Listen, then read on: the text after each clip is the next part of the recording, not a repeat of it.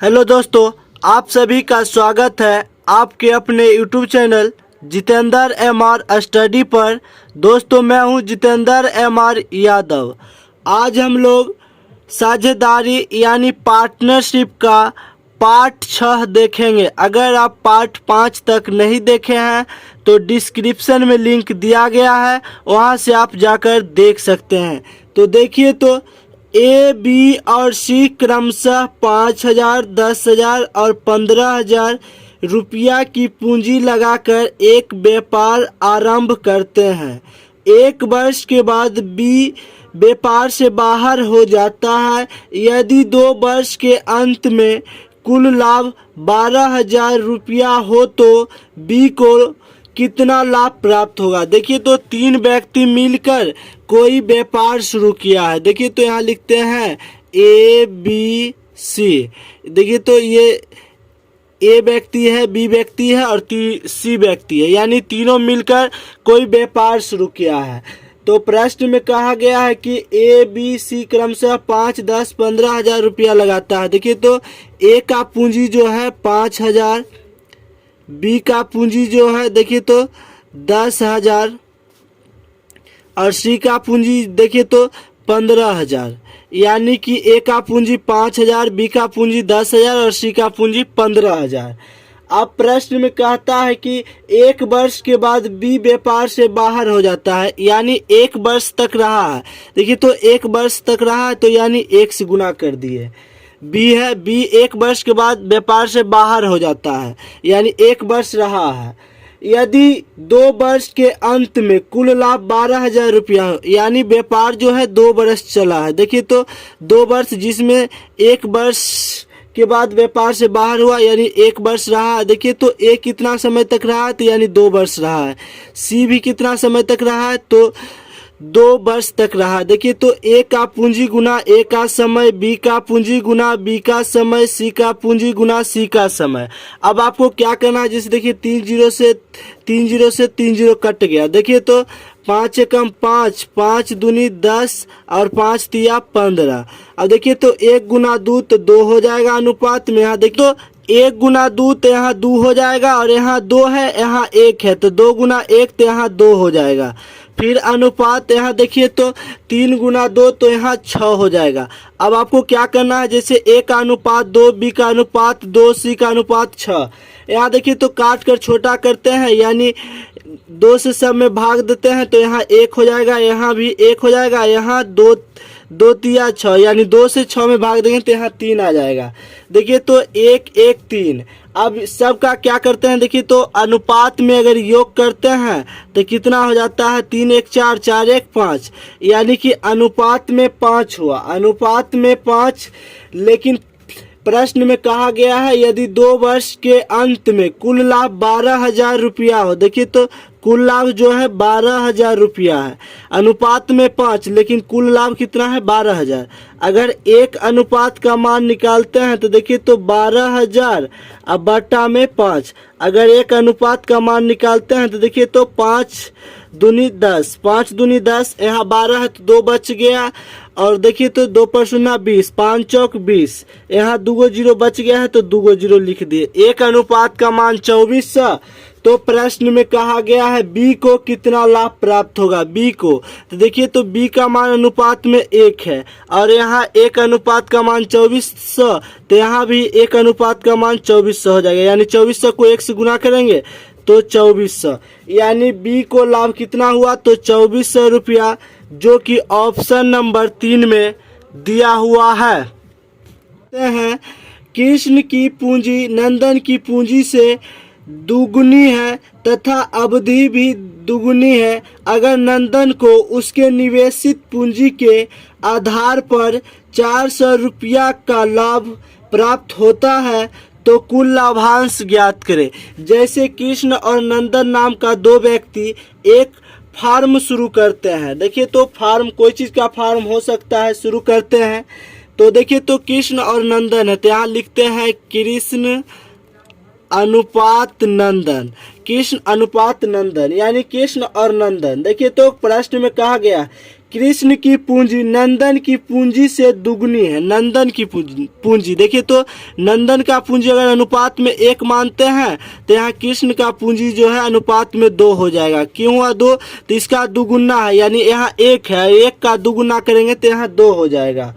उसी प्रकार फिर से कहा है अवधि भी दुगुनी हो जाएगी। अगर देखिए तो नंदन का अनुपात में 1 माने हैं समय, तो इसका भी समय दुगुना हो जाएगा, यानी 1 का दुगुना तो 2, 2 गुना 2 तो यहाँ 4 हो गया, और यहाँ 1 गुना 1 तो यहाँ 1 हो जाएगा। अब प्रश्न में कहा गया है, देखिए तो कहा अगर नंदन को उसके निवेशित पूंजी के आधार पर 400 रुपया का लाभ प्राप्त होता है। देखिए तो अनुपात में 1, लेकिन प्रश्न में कहता है कि 400 रुपया का लाभ प्राप्त हुआ है। किसको? तो नंदन को।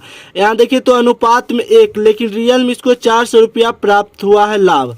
तो 1 अनुपात का मान 400, अगर कृष्ण का निकालते हैं तो इसका भी 4 से गुना कर देंगे, 4 गुना 400, तो देखिए तो यहाँ 1600, यानी कृष्ण का जो है लाभ का रुपया देखिए तो अनुपात में तो 4 है, लेकिन रियल मान में 1600 हो जाता है, यानी कृष्ण का अनुपात में 4 और रियल में 1600।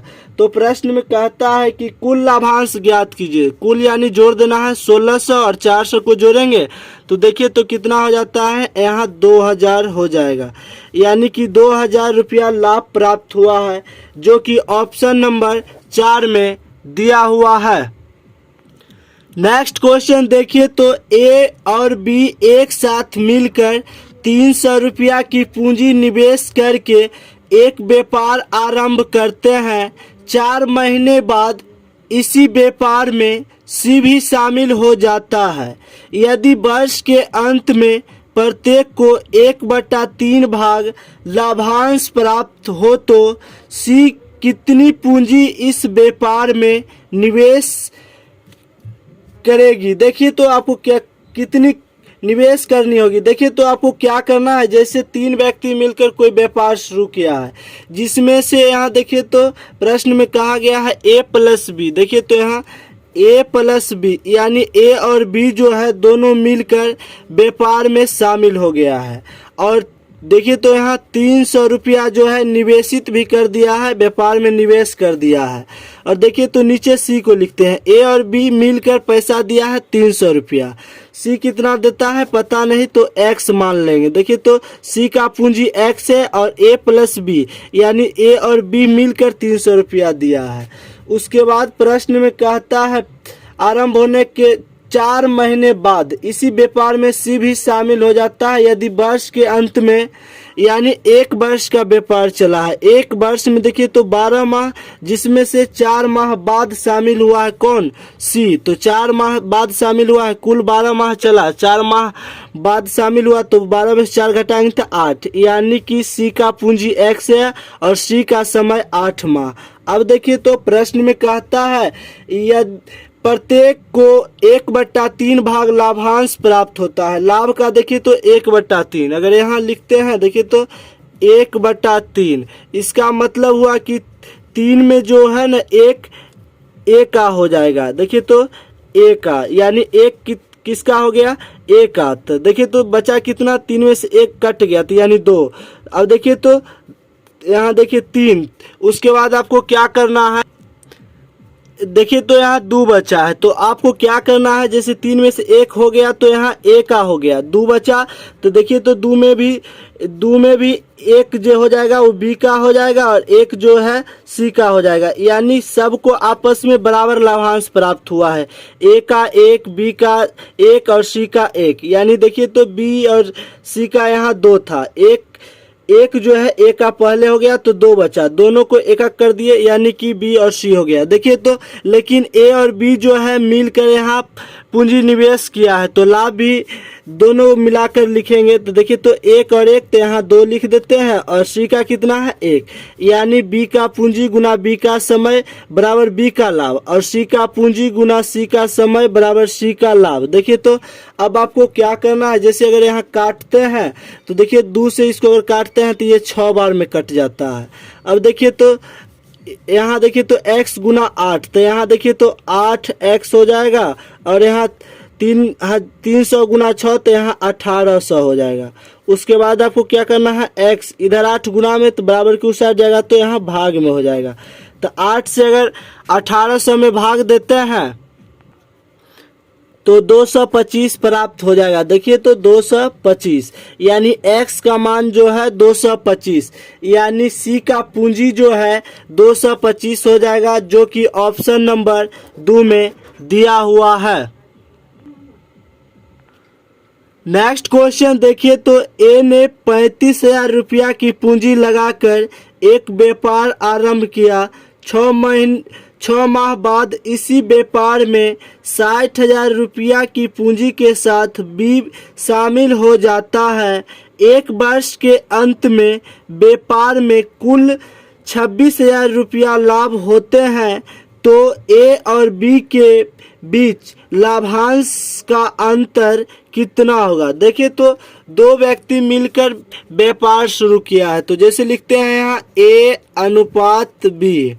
देखिए तो ए का पूंजी का अनुपात दिया हुआ है 35,000 और देखिए तो यहाँ बी का पूंजी का अनुपात दिया हुआ है 60,000, यानी रियल मान है, अनुपात में नहीं, इसको 60,000 डायरेक्ट बोल सकते हैं। तो ये ए का पूंजी 35,000, बी का पूंजी जो है 60,000। 6 माह बाद इसी व्यापार में 60,000 रुपया पूंजी के साथ बी शामिल हो जाता है। यदि एक वर्ष के अंत में व्यापार में कुल, देखिए तो एक वर्ष व्यापार चला है, एक वर्ष व्यापार चला है, एक वर्ष में यानी 12 माह व्यापार चला है, जिसमें से 6 माह बाद बी जो है व्यापार में शामिल हुआ है। तो देखिए तो 12 माह चला, देखिए तो व्यापार जो है 12 माह चला, जिसमें से 6 माह लेट है, यानी 12 में 6 घटाए तो 6 हो जाएगा, यानी 6 माह लेट है और 6 माह व्यापार में रहा है, यानी 6 से गुना करें। देखिए तो 3 जीरो से 3 जीरो यहाँ कट जाएगा। अगर 5 से इसमें भाग देते हैं तो 5 से 35, आप 5 से इसमें भाग देंगे तो 12 25 60, यानी 7 हुआ, ये 12 हुआ। देखिए तो अगर यहाँ देखिए तो 6 एकम 6, 6 दूनी 12। अच्छा यहाँ काट कैसे रहे, तो यहाँ अनुपात का मतलब बट्टा कट जाएगा। देखिए तो अब यहाँ देखिए तो 7 दूनी 14 हो जाएगा और यहाँ देखिए तो 12, यहाँ ए का अनुपात 14 आ गया, बी का अनुपात 12। काट के इसको अभी और छोटा कर सकते हैं, तो देखिए तो यहाँ 7 हो जाएगा, आधा कर देते हैं और यहाँ 6, अब नहीं कटेगा, यानी कि ए का अनुपात 7 और बी का अनुपात 6। अगर देखिए तो अंतर कहाँ है, ऐसे देखिए तो इन दोनों का अगर योग करते हैं तो 7 और 6 13, यानी 13 अनुपात में 13, लेकिन रियल मान दिया हुआ है 26,000, यानी कि अनुपात में 13, रियल मान 26,000। अगर एक अनुपात के मान निकालते हैं तो 26,000, इधर 13 गुना में इधर भाग में, देखिए 13 से 13 दूनी 26, यानी एक अनुपात का मान जो है 2000 हो जाएगा, यानी एक अनुपात का मान 2000।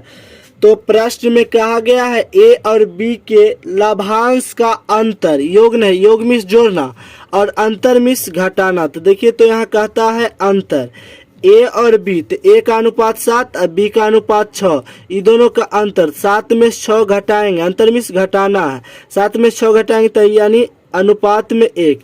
यहाँ एक अनुपात का मान 2000, तो यहाँ भी एक अनुपात का मान कितना हो जाएगा 2000। 2000 को 1 से गुना करेंगे तो यहाँ 2000 हो जाएगा। एक अनुपात का मान देखिए तो 2000, जो कि ऑप्शन नंबर 2 में दिया हुआ है। ए और बी के बीच लाभांश का अंतर 2000 हो जाएगा, जो कि ऑप्शन नंबर 2 में दिया हुआ है। वीडियो अच्छा लगे तो लाइक शेयर एंड सब्सक्राइब जरूर कीजिएगा। मिलते हैं फिर किसी नेक्स्ट वीडियो में, तब तक के लिए धन्यवाद।